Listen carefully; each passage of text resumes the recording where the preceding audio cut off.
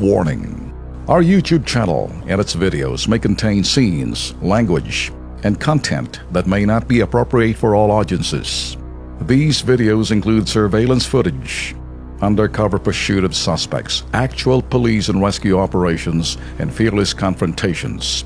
If you do not approve of the content, please do not watch our videos. If you wish to continue, we strongly advise that you proceed with caution. Viewers' discretion is advised. Alam mo, Ben, malapit ng Pasko at siyempre, sa Pasko ba meron rin ba nagpapaputok? Meron ilan, no? Meron ilan. Pero mas madalas yung ginagamit po yan sa New Year.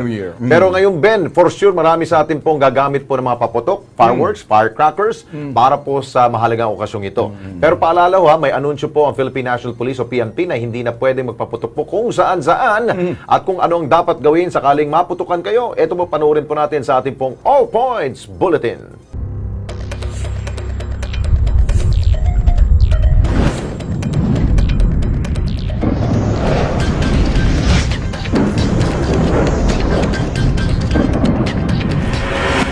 Ang mga paputok o firecrackers, bahagi na ng buhay ng mga Pinoy tuwing sasapit ang Pasko at Bagong Taon. Pero ngayong taon, magiging mas mahigpit ang otoridad pagdating sa pagbibigay permiso sa mga gustong gumamit ng mga paputok. Tulad na lamang sa lungsod ng Quezon. Every station po, naghahanap sila ng designated na firecracker zone. So sa pakikipagtulungan po sa barangay, naghahanap po ng area which is open, medyo malayo sa kabahayan, para po pwede po ron magpaputok or magano ng mga fireworks, magsindi. Ang ganitong panukala ng Quezon City, hindi lang daw ipatutupad sa kanilang syudad kundi maging sa buong Metro Manila. At para sa mga lalabag, may kaukulang parusa para sa kanila. Same with other crime, ano. Ang kailangan lang namin talaga is yung magre-report at saka magtuturo kung saan galing nila o kung saan nila nabili itong mga pinagbabawal na paputok. So kailangan natin yung sumbong nila para ma-maximize natin yung pag-regulate dito sa mga paputok. Samantala, nagbigay paalala rin ang Department of Health o DOH para sa mga magpapaputok. At sakaling mapinsala dahil sa paputok, eto naman ang mga dapat gawin. Don't use it. Make sure that children do not use firecrackers. But if accidents happen, if it's poisoning because they swallowed it, prepare the egg whites. If it's an injury, you have to wash it thoroughly. Okay, cover it, go to the hospital, get the tetanus shots para you don't get tetanus. Gusto ho nating paulit-ulit, bagamat parang sirang-plaka na ho kami ni Kuya Ben dito, dapat to, pag Christmas, unahin po natin yung paano ho natin sila-celebrate, siya muna ho, unahin natin. Wag ho yung paputok. Bago tayo magtapos, pasikatin muna natin ang mga kengkoy na nasa pool ng ating kamera. Ang kanilang kalokohan sa lansangan. Panoorin.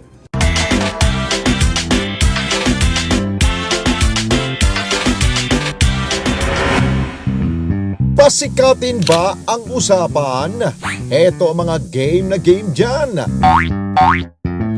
Grupo ng mga kalalaki ang ginawang basketball court ang lansangan. Pero ang kanilang kalaban, mga sasakyan.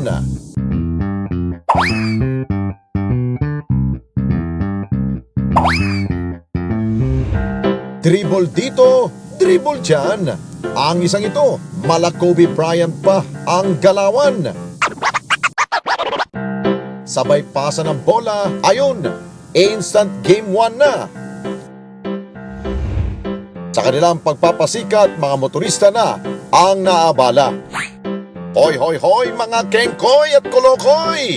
Paabutin nyo pa ba ng final game ang kalokohan ninyo? Itigil nyo na yan bago pa kayo tawagan ng violation. Ang kengkoy nyo! Ayun! Pasko na.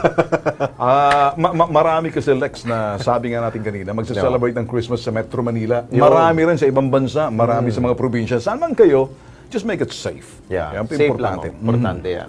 Oy, happy birthday nga pala ho kay Jerry Pongpong mula po sa amin dito. O yan, sige po. Paalam na tayo. Ayun na. Merry Christmas, Ben. Ayun, Merry Christmas din sa iyo. Ano?